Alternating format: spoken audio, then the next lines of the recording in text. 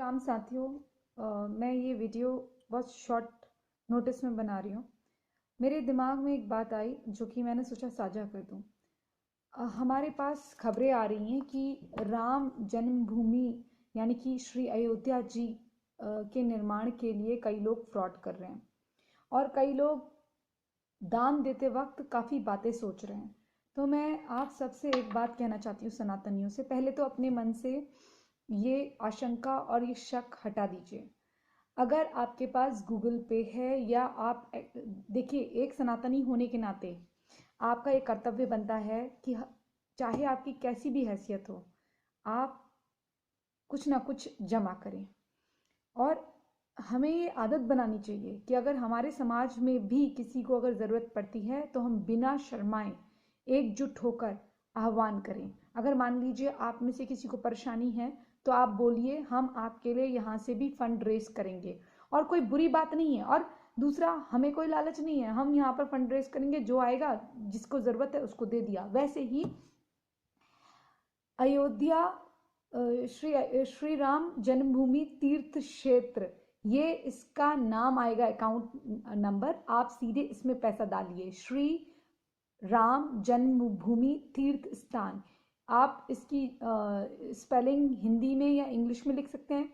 Shri SHRIJANAMBHOOMI और BHUMI, Janmabhoomi Teerth, T तीर्थ, T EERTH, तीर्थ, THEERTH, तीर्थ, तीर्थ ऐसे ही आएगा। क्षेत्र, क्षेत्र आप क्या लिखेंगे? CHETRA, क्षेत्र लिखेंगे। तो आप ये चेक कर सकते हैं। और इसमें जो सेविंग अकाउंट नंबर है वो है 3916149508, 3916149508। और करंट अकाउंट नंबर है 3916149889,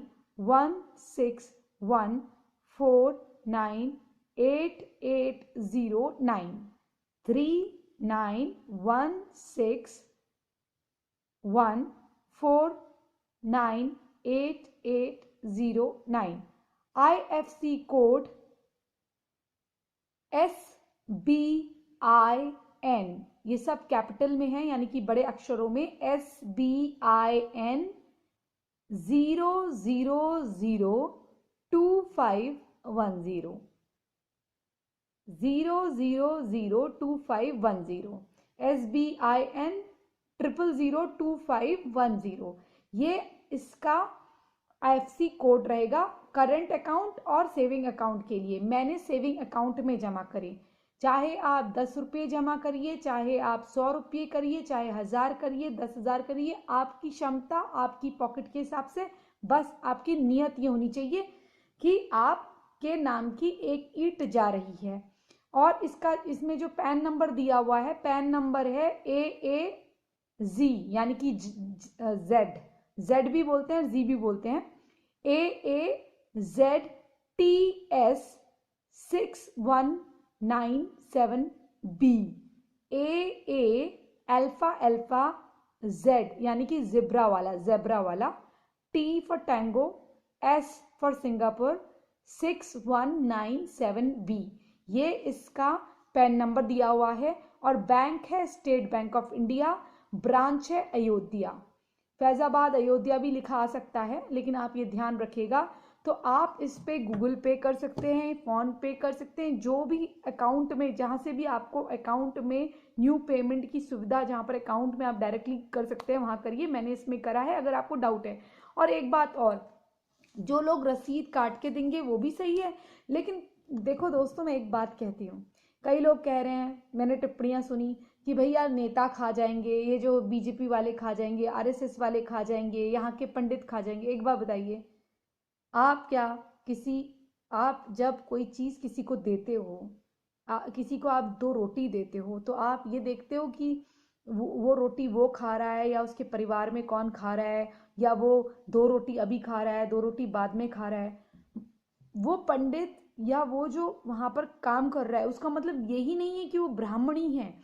ब्राह्मण का मतलब या पंडित का मतलब ये है कि वहां पर कोई भी कार्य कर सकता है। वहां पर वो लोग वहां जो कार्य कर रहे हैं, जो मजदूर तक कार्य कर रहे हैं, वहां वो बिन भूखे प्यासे तो कार्य करेंगे नहीं।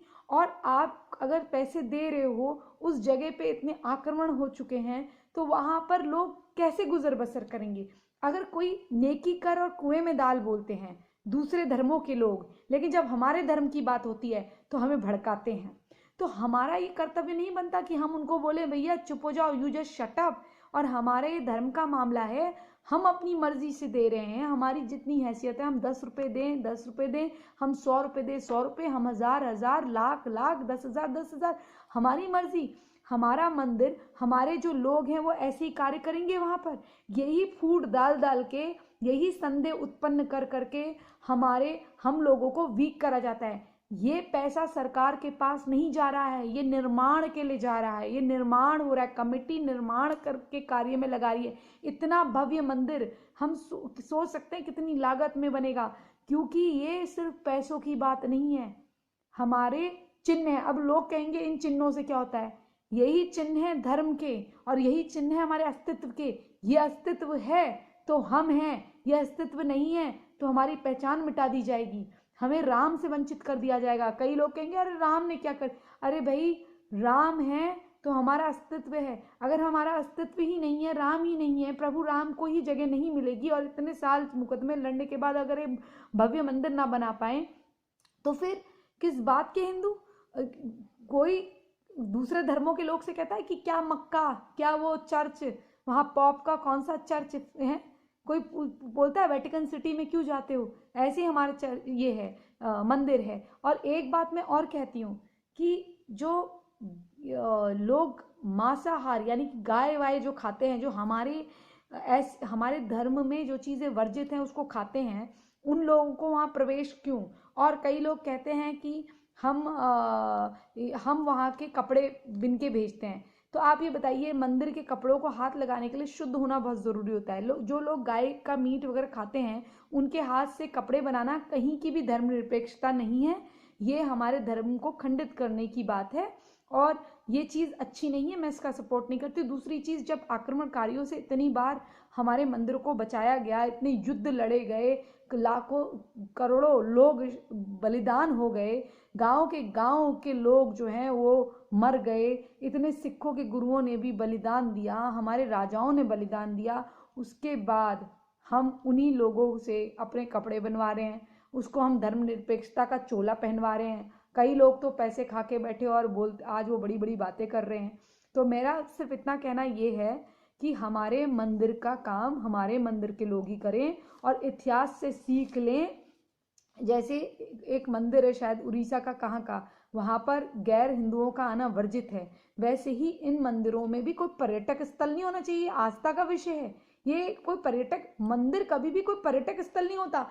मंदिर का स्थान है, जैसे मक्का मदीना है, उसमें कई किलोमीटर से उनका स्थान शुरू हो जाता है, वैसे ही इसमें भी अगर सरकार चाहे तो इसके कुछ 100 किलोमीटर के एरिया को खाली करा के वहां पर केवल मंदिर से रिलेटेड टूरिस्ट स्थान बना सकती, एक धर्म का टूरिस्ट स्थान बना सकती है, जहां पर केवल हमारे सनातन के लोग आए, और वहां पर दूर दूर तक कहीं पर मांसाहारी चीजें न बिकती हो, और प्रॉपर सनातन कल्चर फॉलो करा जाता हो, ताकि हम दूसरे देशों में भी संदेश भेज पाए कि हमारे वहाँ ये एक बहुत बड़ी आस्था का केंद्र है, और राम को हमने अगर अब उनके स्थान को पाया है तो ये हमारे लिए कितना महत्वपूर्ण है, ये संदेश जाए। और अगर किसी को वो देखना है, वो चीज़ देखनी है, तो उसका कोई एक छोटा मॉडल कहीं और तैयार करके दिखाया जाए, लेकिन उस एरिया में वहाँ आना वर्जित हो। मैं कई बार देख रही हूँ कि कई नेता दूसरे धर्म के वहाँ आके जा रहे हैं, जूते पहन के जा रहे हैं, और मुझे बिल्कुल अच्छा नहीं लग रहा है। ऐसी जगह पे शूटिंग होना वर्जित होना चाहिए। इतनी बार आपने इतिहास से सबक नहीं लिया, अभी फिर वही गलतियां कर रहे हैं कि कोई चाहे वो बीजेपी का ही मुस्लिम नेता हो, चाहे किसी भी पार्टी का हो, वहां पर कोई भी ना फैज का, ना कोई ना गौ भक्त फैज, ना कोई। अरे फैज भी है तो खाता तो गौ मांस होगा, या कोई तो मांस खाता होगा, ये गलत बात है। मैं ये नहीं कह रही कि हिंदू नहीं खाते, लेकिन फिर भी सनातन में विश्वास तो होता है। जिनको विश्वास ही नहीं है, जो कहते हैं हमारे उसके अल्लाह के सिवाय कोई नहीं है, वो वहां पर उसको उनको कह देंगे कि भैया ये हमारे मतलब मैसेंजर टाइप के हैं, ये हमारे इमाम हैं। इमाम मतलब मंदिर के, मस्जिद के एक इमाम से तुलना कर देते हैं। कोई हमारे श्री प्रभु श्री राम अवतार हैं, भगवान विष्णु का, भगवान विष्णु का अवतार है। हम कैसे मान ले कि भाई ये क्या बोलते हैं, ये कोई इमाम है, इनके लिए इमाम होंगे, वो भी इस इमाम को तो एक कत्लेआम कर देते हैं। तो कौन सा हमारे इमाम नहीं है, हमारे लिए वो भगवान है। उन्होंने भगवान रूप में, मनुष्य रूप में जन्म लिया है, हमारे लिए आस्था का केंद्र है। जो गलतियां इतिहास में हुई, मतलब एक आदमी मेरे परिवार को मारता हुआ आया, उसने मेरे लोगों को कर दिया, मेरे मंदिर में कब्जा कर लिया। अब मेरे ही लोगों में से कुछ लोगों को डरा धमका के, उनके साथ बलात्कार करके, उनको या पैसों का लालच दे के उनको अपने धर्म में धर्मांध बना दिया। अब वही धर्मांध फिर हमारे साथ युद्ध लड़े, फिर वही धर्मांधों के वंशजों को हम जो है मतलब उनके अनुयायियों को, वंशज क्या, वंशज तो हमारे ही हैं, उन्हीं के अनुयायियों को हम अपने वहाँ फिर से लाएं। ये तो बड़ी मुसीबत की बात है कि एक बार आप कोई जबरदस्ती कोई किराएदार कब्जा कर ले, फिर आप अपने दूसरे घर में भी उसको ले आओ, तीसरे घर में भी उसको ले आओ, जगह जगह कब्जा करो। ये तो गलत चीज़ है, इसमें कोई भाईचारे की बात नहीं है। क्या वो हमें मक्का मदीना में आने देते हैं? हमारा तो स्थान नहीं है। वेटिकन में कोई आता है? नहीं आता है। तो यही सारे खिलवाड़, ये झुंझुने हमारे साथ ही क्यों भाई? मैं एक सिर्फ हक की बात कर रही हूँ, अधिकार की। जो ये कहते हैं ना, हक की दावत, दीन की दावत, तो मैं भी अपने हक की बात कर रही हूँ, अधिकार की बात कर रही हूँ। इसमें अब तुम्हारी मर्जी है, तुमको जो पसंद आता है वो ठीक है, अल्लाह वल्लाह। जो नहीं पसंद आया वो कॉमनल। तो मैं तुम्हारे हिसाब से तो चलूंगी नहीं, अपने हिसाब से चलूंगी। और भाईचारा ये है कि जब तुम मुझे चारा ना समझो और सच में भाई समझो या बहन समझो। बहन तो समझोगे नहीं, तो कंसेप्ट ही नहीं है। वो तो निकाह के 10 सेकंड तक भी पत्नी का दर्जा, पत्नी को बहन बोल सकते हैं, दीनी बहन है।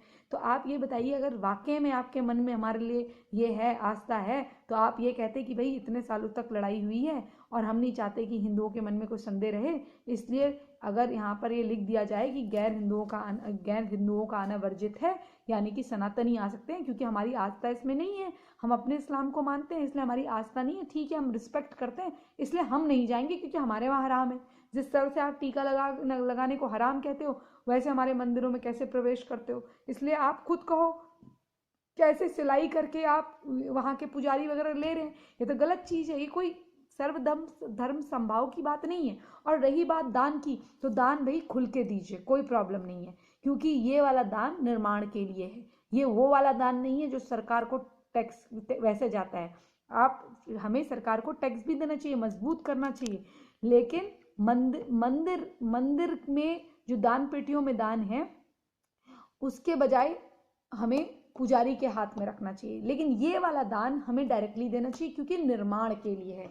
ये मंदिर निर्माण में ही जाएगा कमेटी के पास, और ये डायरेक्टली आपको नंबर बताए हैं, प्लीज़ इसको वो कर लीजिए। और अगर कोई संघ वाला या कोई आता है तो आपको रिसिप्ट देते हैं, वो जेन्यून है, वो मैं बता रही हूँ, वो जेन्यून है, क्योंकि उसमें से एक भी पैसा नहीं जाता। क्योंकि मैं संघ के लोगों को जानती हूँ, प्रचारकों को, वो कपड़े भी उनको अपने ही व्यक्ति लोग देते हैं, वो कुर्ता पजामा तक नहीं होता उनके पास। मैं आपको बता रही हूँ, घर त्याग के आते हैं काफ़ी लोग, मैंने देखे हैं, और उनको कुछ नहीं मिलता है। ये उनको पैसे की ज़रूरत भी नहीं होती, क्योंकि जहाँ वो जाते हैं, जैसे आपके घर में आ गए तो आपके वहाँ उनका खाना पीना हो गया, उनकी जेब में पैसे भी नहीं रहते। अगर कोई चीज़ उनको कहीं जाना है तो हम में से ही कोई एक छोड़ आएगा, इस तरह का उनका जीवन शैली रहती है। ठीक है, वो समाज को एक करने का कार्य करते हैं, तो उनके साथ पैसे का कोई कंसेप्ट ही नहीं होता। वो रिसिप्ट देते हैं बकायदा। मैंने क्योंकि लोगों को देखा है, एक आदमी ने 14,000 रुपये जमा करे और मुझे बड़ी दया भी आ रही थी, और उसने वो पैसा तुरंत अकाउंट में डाला जाके।